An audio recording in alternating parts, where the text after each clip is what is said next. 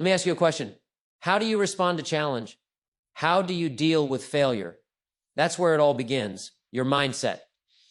Not just any mindset, but what we call a growth mindset, a way of thinking that turns obstacles into stepping stones, criticism into coaching, and effort into fuel. You see, success doesn't start on the outside, it starts on the inside, in your beliefs, your habits, your response to adversity. People who grow, who build, who achieve are not born with more talent. They've trained their minds to grow. They've made learning their default. They've embraced challenge. They've chosen persistence over comfort. The beautiful thing about a growth mindset is that it can be learned. It's not genetic. It's not inherited. It's practiced. It's cultivated. And once you develop it, it changes everything. Your business, your relationships, your health, your peace of mind. Because if you believe you can grow, you will grow. A fixed mindset says, Tinness is just how I am. A growth mindset says, Chin, I can learn, improve, and evolve. One closes doors, the other opens the world. So how do you do it? How do you build that kind of mindset? It's not complex, but it requires consistency.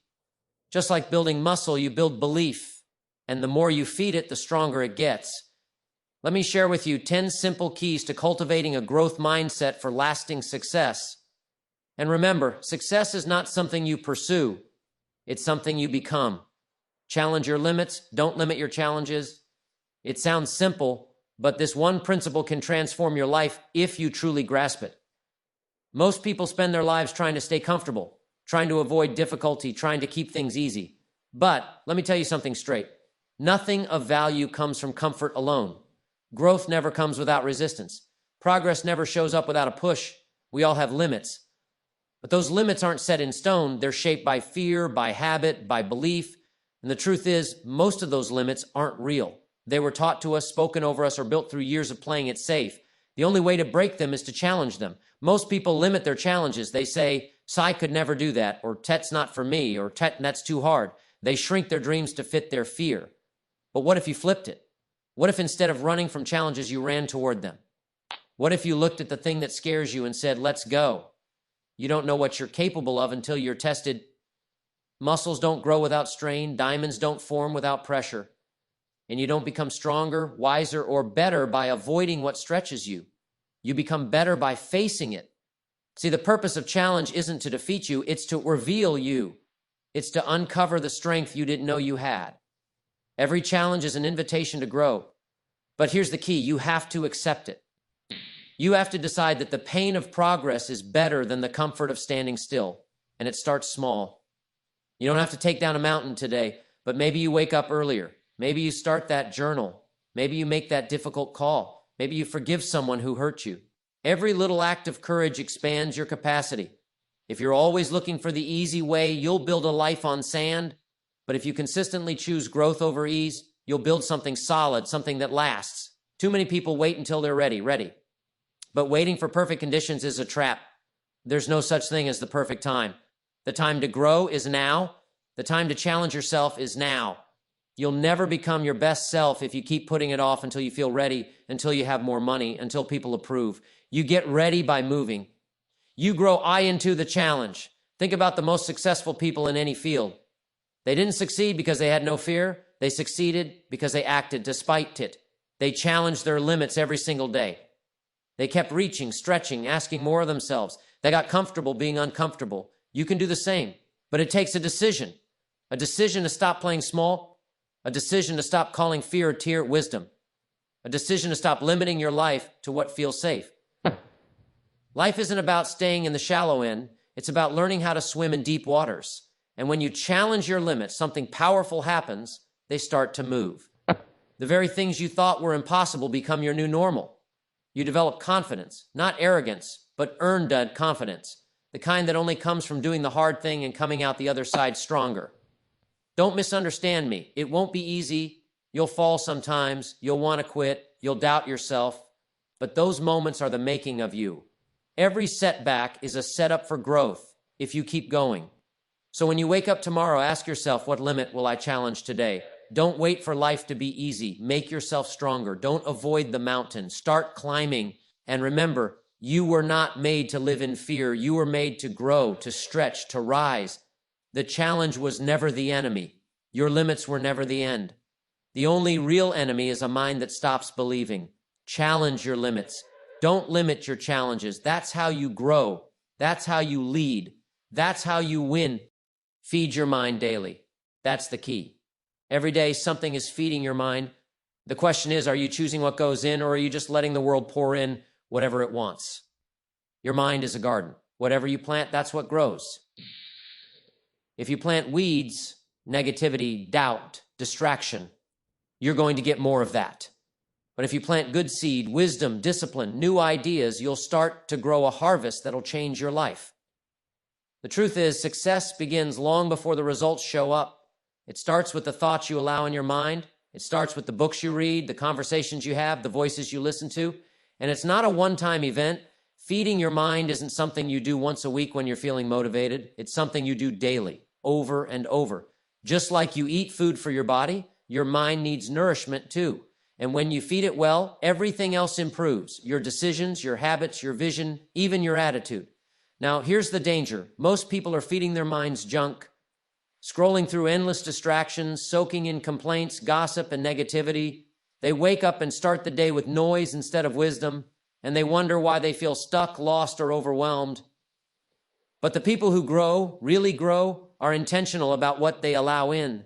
They carve out time to think. They seek out books that challenge them. They listen to mentors, even if it's through a podcast or an old recording. They treat learning as fuel, not as a chore, and over time, they build a mind that can handle anything. It's not about being the smartest in the room. It's about staying teachable. It's about realizing that if you're not growing, you're falling behind. Because the world keeps moving. The people who stay sharp are the ones who treat every day like a classroom. They don't wait for inspiration. They create it by feeding their minds. And here's the beautiful part. You don't need a college degree. You don't need fancy titles. You don't even need a big budget. You just need desire, a hunger to get better. Wisdom is available everywhere, in books, in nature, in conversation, in quiet moments of reflection. The question is, are you paying attention? One idea, well-timed, can change your life. One sentence from the right book can shift your perspective. One conversation with the right person can give you the clarity you've been searching for, but you have to seek it. You have to make room for it. You have to feed your mind daily because no one else will do it for you. When you feed your mind right, your confidence grows, your choices improve, your patience increases, your purpose sharpens. You begin to live with intention instead of reaction. You start leading instead of following. You move from confusion to clarity, not overnight, but step by step as your thinking expands. And let me tell you something, there's always more to learn. The day you think you know it all is the day you stop growing. Stay curious, ask questions, explore new subjects. Revisit old lessons. Even a message you've heard before can hit different when your mind has matured. So make it a habit. Set time aside every day, even if it's 10 minutes. Read a page, listen to something nourishing, reflect on your goals, ask yourself what you've learned today. You'll be amazed how that small daily habit compounds over time. It's like investing. You might not see results tomorrow, but give it a month, a year, 5 years, and you'll be standing in a life you built with your own hands, brick by brick, thought by thought. Because when you feed your mind right, everything else starts to rise to that level. Remember, garbage in, garbage out. Wisdom in, wisdom out. The quality of your life is a reflection of the quality of your thinking, and your thinking is shaped by what you feed it. So don't leave your mind on autopilot. Don't let others decide what goes in. Be intentional, be disciplined, be hungry. Feed your mind daily and watch your whole life rise with it. Don't wish it were easier, wish you were better. That's one of those simple truths that hits hard if you let it, because in life there's always a choice. When things get tough, when the road gets steep, most people start looking for the exit. They say, see, now I wish this wasn't so hard. They want the challenge to shrink. They want the storm to pass. They want the path to smooth out. But here's the truth. If you keep wishing life were easier, you're missing the whole point. Life isn't supposed to get easier. You're supposed to get stronger. The weight isn't supposed to go away. You're supposed to grow the muscle to lift it. Wishing for ease is natural, but it's not productive.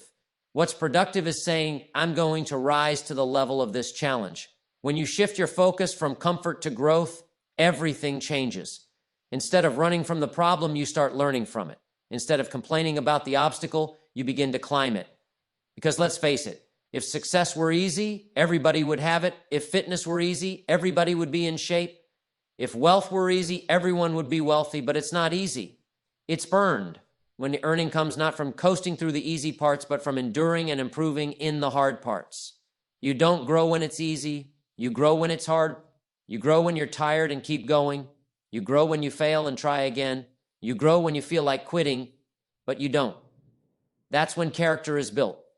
That's when skills are sharpened. That's when strength is gained.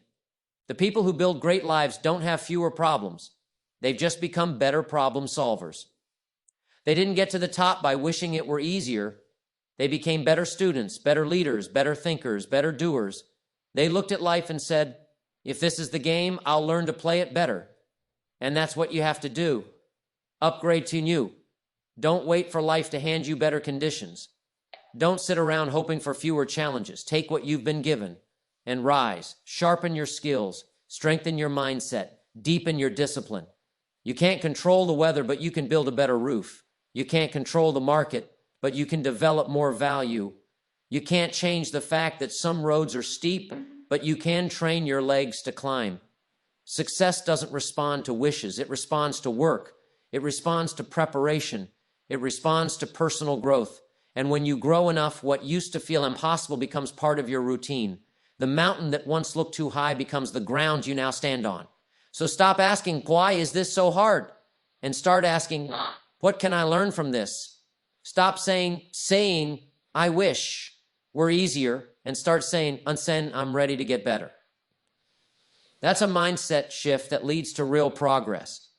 The student who struggles can become the master if they stay hungry. The weak can become strong if they stay consistent. The poor can become wealthy if they stay wise. But none of that happens if you spend all your time wishing the world would change. The world isn't going to change for you. You have to change for the world. There's power in ownership. When you say, I'm responsible for who I become, you put yourself in the driver's seat. You take back control. You stop waiting and start growing. Every difficulty is a training ground. Every challenge is an opportunity in disguise. Every hardship is a test and a teacher. So from this day on, refuse to shrink back. Refuse to lower your expectations. Refuse to sit still and hope things magically improve. Get to work, get focused, get better. And remember, the person you become is more important than what you get. Because when on each you get better, everything else gets better too. Your career, your relationships, your health, your finances, your influence. Don't wish it were easier. Wish you were better. Then you get percent better and keep going. That right there is one of the most powerful mind shifts you can ever make. Because let's be honest, failure is going to happen. No one escapes it. Not the successful, not the ambitious, not even the cautious. Failure visits everyone. But how you respond to it makes all the difference. Some people see failure as a dead end. They hit a wall, throw their hands up and say, well, that's it. I guess I'm not cut out for this. Others, they see it as a detour, a lesson, a teacher. They fall, yes, but they fall forward. They don't let the moment define them. They let it refine them. You have to make a decision early in life. Either failure breaks you or it builds you, and that decision is all about perspective. You see, failure isn't final unless you stop. It's not the end of the road unless you park there. If you keep moving, failure becomes feedback. It becomes a mirror, not a judgment. It shows you what didn't work so you can improve what will. Now, that doesn't mean it feels good. Failure can sting. It can humble you, but that sting is useful if you let it teach you. If you look close, there's always a message hidden in the mess, a strategy to tweak, a mindset to shift, a weakness to strengthen. That's how you grow, not by avoiding failure, but by extracting wisdom from it. Think about it. Every inventor, every entrepreneur, every high achiever has a trail of failures behind them, but they use those failures like bricks to build the road forward. They didn't stop it until it didn't work. They asked, why didn't it work? What can I learn from this? How do I adjust next time? That's the secret. Too many people try something once, it flops, and they label themselves a failure. They say, I guess I'm not good at this, and walk away. But the truth is, the only way you get good is by getting back up, by trying again, this time a little wiser, a little sharper, a little stronger. Every success story has chapters of failure. The key is they didn't close the book, they kept writing. They turned the losses into lessons. They made failure serve them instead of scare them. If you're afraid of failing, you'll always play small. You'll stay safe, but you won't grow. Growth requires risk, and risk comes with the possibility of failure. But it's worth it, because every time you fail, you learn something that brings you closer to success. You have to stop treating failure like it's a disease. It's not something to be avoided at all costs. It's a necessary part of progress. If you're not failing at anything, you're probably not trying anything meaningful. The person who tries and fails is miles ahead of the one who never tried at all. At least they're in the game. At least they're moving. And the beautiful part is, the more you fail forward, the less power failure has over you. You begin to see it for what it really is, a stepping stone, not a stumbling block. So when you fall, and you will, don't ask why me, ask what now? What did I learn? What can I improve? What's the next step? That mindset keeps you growing, keeps you in motion, keeps you alive inside. Your goal shouldn't be to avoid failure. Your goal should be to get better at learning from it. Because if you do that, you never really lose. You either win or you learn.